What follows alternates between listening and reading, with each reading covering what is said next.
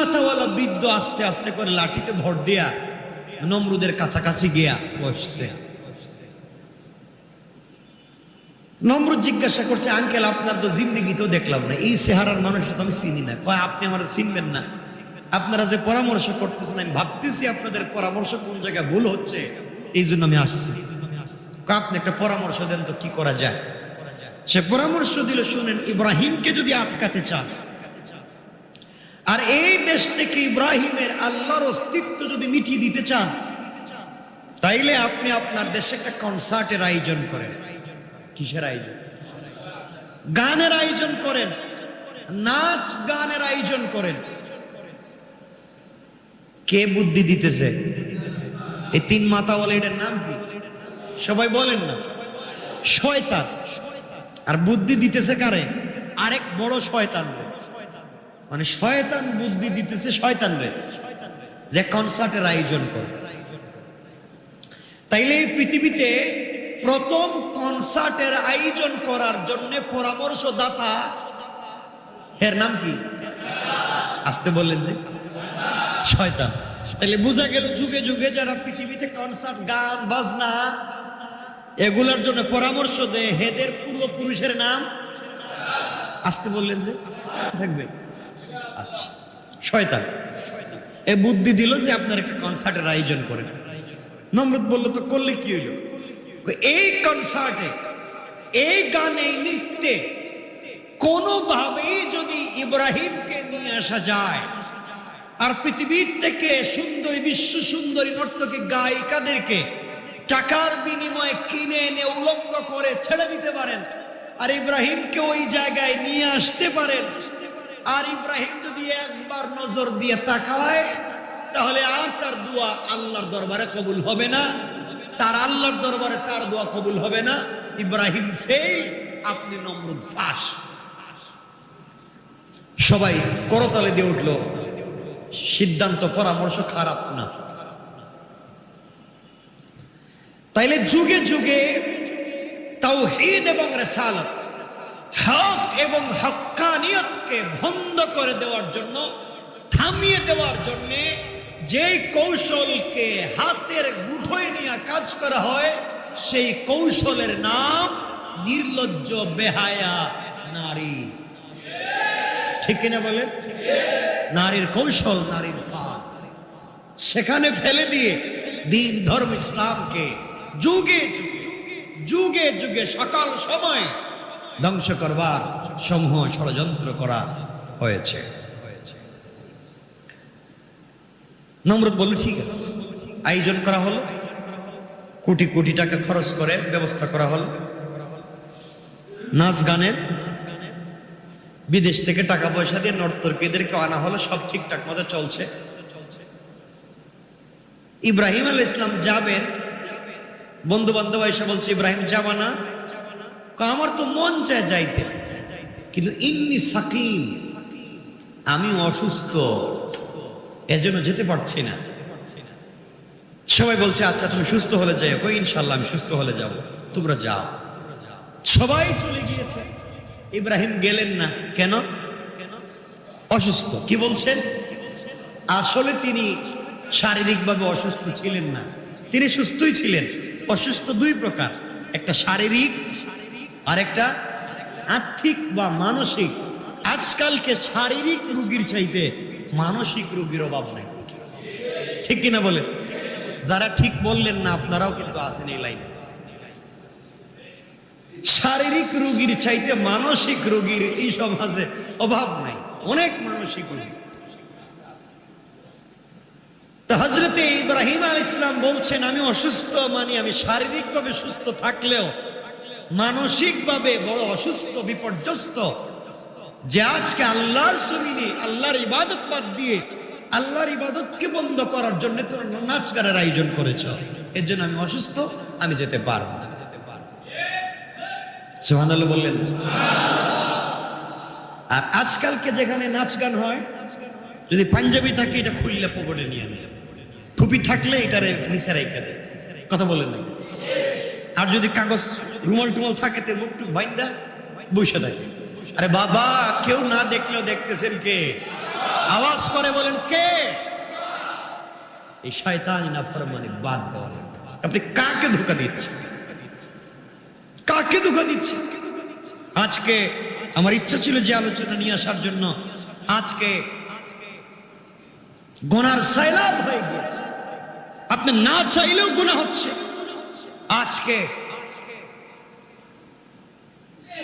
এই গুনাহ হচ্ছে, সব থেকে ভয়ঙ্কর গুনাহ হচ্ছে ইন্টারনেটীয় গুনাহ, ইন্টারনেটের গুনাহ। আপনি বাড়িতে ফ্রি বসে আছেন, কোনো কাজ নাই, মোবাইলে আপনি সিনেমা দেখতেছেন, গান দেখতেছেন, নাটক দেখতেছেন, আর এই যে হাসাহাসি করে, এটার নাম কি? টিকটক সিনেমা, কৌতুক, বিভিন্ন জিনিস আপনারা দেখতেছেন। এটা কি সওয়াব হচ্ছে? কথা বললেন না। আপনি অফিসে বসে আছেন মোবাইল হাতে নিয়ে, এই তো গেম নাইলে নাটক সিনেমা দেখতেছেন।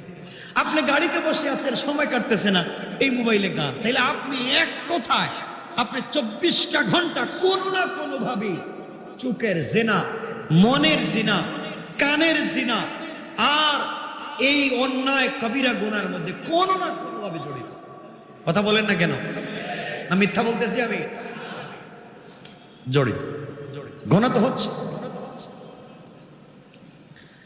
তো ইন্টারনেটীয়, ফেসবুকীয় গুনাহ থেকে, ইউটিউবীয় গুনাহ থেকে আপনাকে আমাকে বাঁচতে হবে, ঠিক না? ওটা আমি জানি, বলেন ইনশাআল্লাহ। সবাই বলেন না ইনশাআল্লাহ। বাঁচতে হবে না? ভাল লাগতেছে না? অনেকে জিজ্ঞাসা করে, হুজুর যখন ভাল লাগে না, মন টন খারাপ থাকে, গান শুনি। আপনারা হাসতেছেন, আরে বলে তো মন ভালো নাই, কি শুনে? গান শুনে। সাহাবায়ে কেরামের যখন মন ভালো থাকতো না, তখন তারা সিজদায় পড়ে যেত।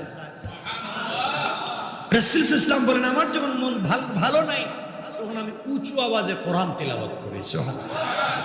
কারণ কোরআন তেলাওয়াত করলে কার সাথে কথা বলা হয়? কোরআনের প্রত্যেকটা শব্দ কার? এটা প্রথমে তেলাওয়াত করেছেন কে? আল্লাহ। তো যাই হোক, ইব্রাহিম আলাইহিস সালাম এক পর্যায়ে সবাই চলে গিয়েছে, তিনি গেলেন না। তিনি আস্তে করে 2-4 দিন পরে খুদার ঘরে ঢুকছেন। কার ঘরে? সবাই তো চলে গেছে, খুদার ঘরে মূর্তি রেখা সবাই চলে গেছে।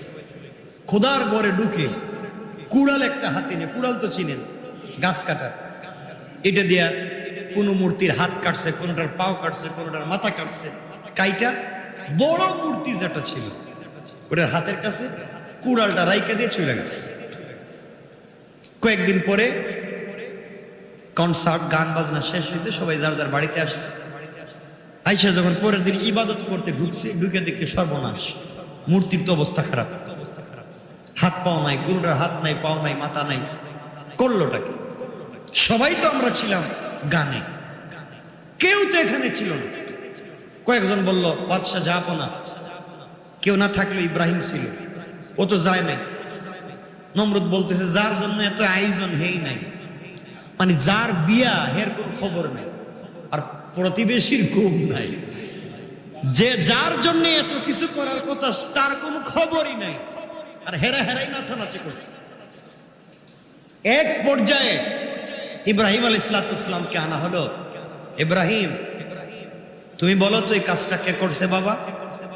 ইব্রাহিম বলছেন, আমাকে জিজ্ঞাসা করছেন কেন? নমরুদ সাহেব আমাকে কেন জিজ্ঞাসা করছেন? কেন তোমাকে জিজ্ঞাসা করব না, এগুলো ভাঙছে কে? তিনি বললেন, আমাকে জিজ্ঞাসা না করে যে কাদের উপরে কুড়াল রাখা, এইটারে জিজ্ঞাসা, যে মূর্তির কাঁধে কুড়াল আছে এর জিজ্ঞাসা করেন, সবগুলোরে পিড়াইয়া কুড়ালটা তার কাঁধে রাখছে কে? নমরুদ বলতেছে, তুমি কি আমাদেরকে নিয়ে মস্করা করো? কেউ তো কাউরে পিড়াইতে পারে না, এরা তো এমনি এমনি নিজেরাই মারামারি করতে পারে না, নিজেরা বাঁচাতে পারে না, এটা করলো কে? নিশ্চয় কেউ করেছে। ইব্রাহিম আলাইহিস সালাম বললেন, নমরুদ, যারা নিজেরা পিটাপিটি করলে কেউ কাউরে বাঁচাইতে পারে না, নিজের হাত নিজেকে রক্ষা করতে পারে না, পানি দিলে ভেঙে পড়ে যায়, এগুলা তোমার ভাগ্যের পরিবর্তন করবে, পৃথিবীর মানুষের ভাগ্যের পরিবর্তন করবে, এটা আমি বিশ্বাস করি না। এই সব কিছুর বিপরীতে একজন আল্লাহর ইবাদত করা লাগবে। সবার সামনে দাঁড়িয়ে তুমি নমরুদের সামনে আমি দাঁড়িয়ে গেলাম, আজ থেকে তোমার রাজত্বে ইবাদত চলবে একমাত্র আল্লাহ। আল্লাহু আকবার বলেন। নমরুদ চিন্তা করলো, এখন তো 12টা বাজছে, এখন তো আমার ঘরেই চলতেছে কারবার। এলাকার কিছু যুবক ছেলে পেলে এরা ইব্রাহিমকে যারা ভালোবাসে আস্তে আস্তে কাছে আসতে শুরু করলো। যারাই কাছে আসে তারাই দিন শিখে ফেলে। সুবহানাল্লাহ। নমরুদ দেখলো বিপদ ভয়ঙ্কর হচ্ছে। কি হচ্ছে? ভয়ঙ্কর। ইব্রাহিমকে মারা লাগবে। ওই মারবার জন্য সে এখন আগুন জ্বালাবে। কি জ্বালাবে? কি জ্বালাবে? আগুন জ্বালাবে। ওখানে মারতে পারবে না। এরপরে ইব্রাহিমের আল্লাহর সঙ্গে যুদ্ধ করার জন্য তারিখ ঘোষণা করবে। এগুলা তো লম্বা ঘটনা বললে তো শেষ হবে না। আগুন জ্বালাবে। ইব্রাহিম আলাইহিস সালামকে আগুনে যখন ফেলা হবে, লম্বা কথা, কয়েক মাইল দূর থেকে কয়েক মাসে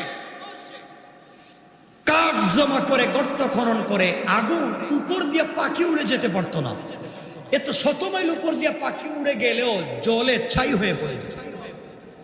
কি পরিমাণ আগুনের তাপ! ইব্রাহিম ইসলামকে আগুনে ফেলে দেওয়া হবে। কে ফেলবে? নমরুদ চিন্তা করলো, বাবা তোমার দায়িত্ব দিয়েছিলাম বার্থ কন্ট্রোলের, শেষ পর্যন্ত তোমার ঘরেই জন্ম নিয়েছে ইব্রাহিম, এখন তুমি তোমার ছেলের আগুনে ফেলবা। চিন্তা করতেছেন কি পরীক্ষা! ইব্রাহিমের উপরে পরীক্ষা।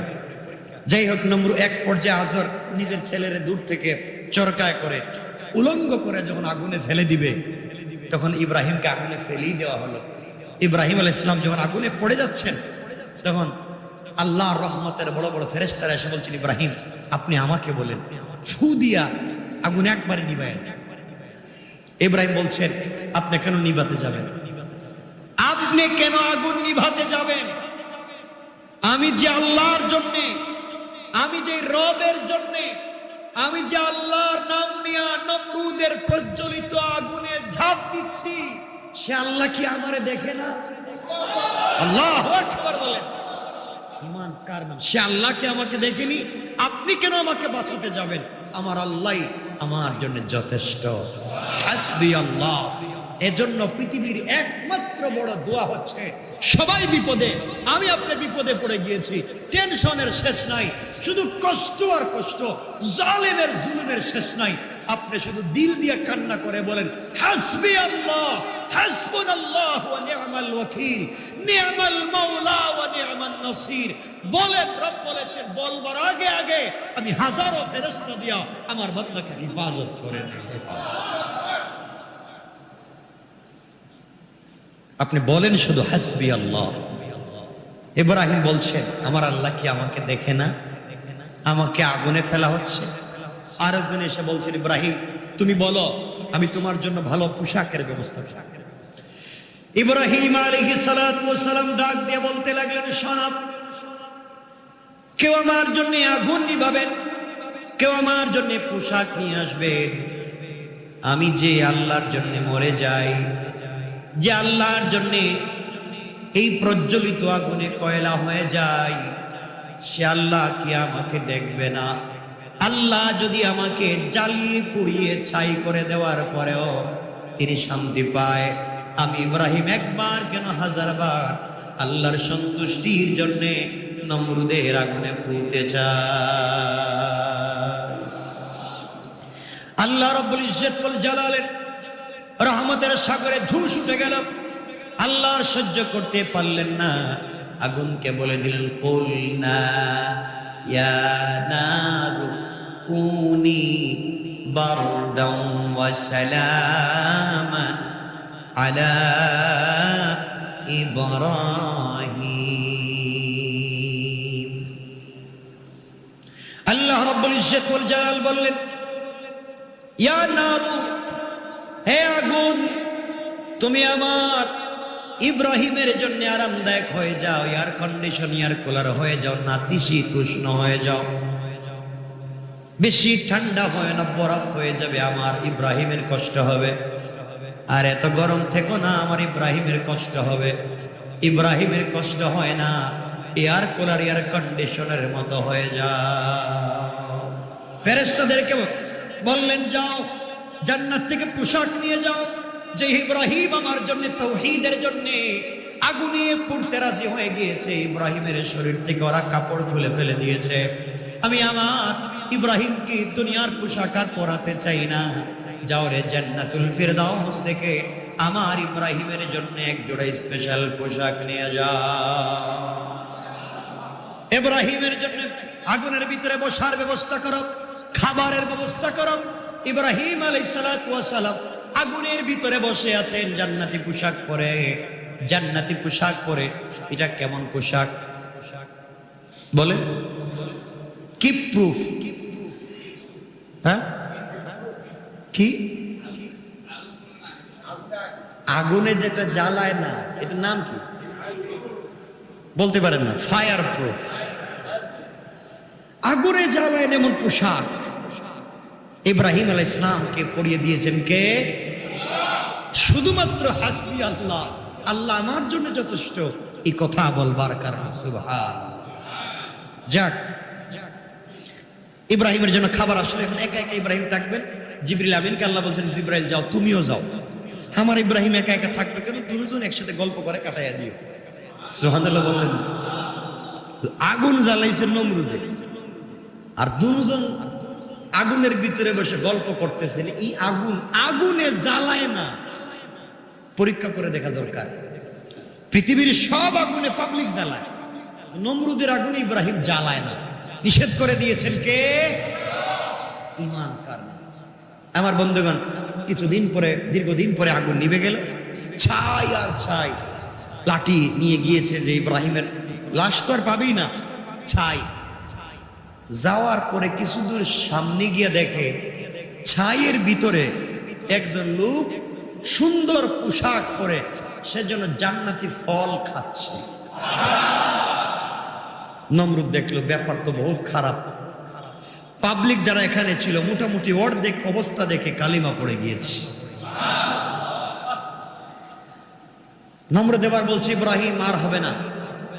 এবং যে আল্লাহ তোমার আগুন থেকে বাঁচাইছে, হে আল্লাহর বিরুদ্ধে যুদ্ধ। আল্লাহর বিরুদ্ধে যুদ্ধ করবে নমরুদ। ইব্রাহিম বললেন, ঠিক আছে, যুদ্ধ। তারিখ করো, মাঠ নির্ধারণ করো। ইব্রাহিম বললেন, সব ঠিক আছে, কিন্তু আমার তো লাখ লাখ সেনাবাহিনী নিয়ে আসবো, হাজার হাজার সেনাবাহিনী নিয়ে আসবো। ইব্রাহিম বললেন, আমার কেউ নাই, আমি আছি, আর হাসবি আল্লাহ। দোয়া একটাই, হাসবি আল্লাহ, আল্লাহ আমার জন্য যথেষ্ট, আমার আল্লাহ আছে। তারিখ নির্ধারণ হলো, মাঠে যাওয়া হলো।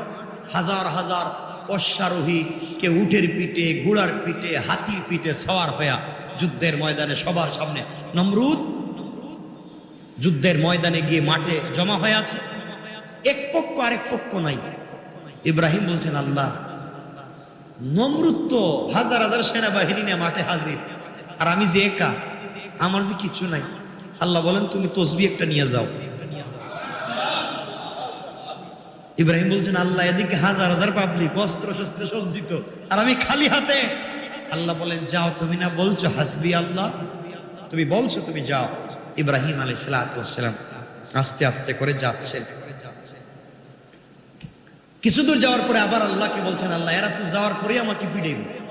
আবার আল্লাহ বলেন, আমি সেনাবাহিনীর ব্যবস্থা করতেছি, যাও। কিছু দূর যাওয়ার পরে নমরুদ বলছে, ইব্রাহিম, সেনাবাহিনী কই? তুমি দেখি একা? আছে, একটু পরে আমার সেনাবাহিনী আসতেছে। নমরুদ তীর মারতে শুরু করলো আসমানের দিকে। কারে মারতেছে? নমরুদ তীর মারতেছে। আল্লাহ ফেরেশতাদেরকে বলেন, ফেরেশতারা, এর তীরটা ধরো, দইরা মাছের রক্ত এর তীরের মাথায় লাগাইয়া ছেড়ে দাও। ফেরেশতারা এর তীর ধরে মাছের রক্ত লাগাইয়া ছেড়ে দিয়েছে। নমরুদ বলতে, দেখছো ইব্রাহিম, তোমার আল্লাহ শেষ, এই যে রক্ত লাগাইছে। নাউজুবিল্লাহ বললেন না? ইব্রাহিমও তো চিন্তা করে, রক্ত আইলো কোত্থেকে, উপরের রক্ত পাইলো কই? আল্লাহ বলেন, ইব্রাহিম, ভয় পাইও না, সেনাবাহিনী আসতেছে। কিছুক্ষণ পরে নমরুদ বলছে, কোথায় আর কতক্ষণ থাকা যায়? আল্লাহ বলছেন ইব্রাহিম একটু পিছন দিকে তাকাও। ইব্রাহিম আলাইহিস সালাম পিছন দিকে তাকাইছে, তাকায় দেখা যায় কালো কালো হয়ে শুধু মশা। কি আর কিছু? আল্লাহ বুঝাতে চাইলেন তোমার ক্ষমতা, তোমার পাওয়ার আর আমার মশা। মশা এমন দ্রুত গতিতে আসতেছে, যারে পায় তারা দুইটা কামড় দেয়। কয়টা কামড়?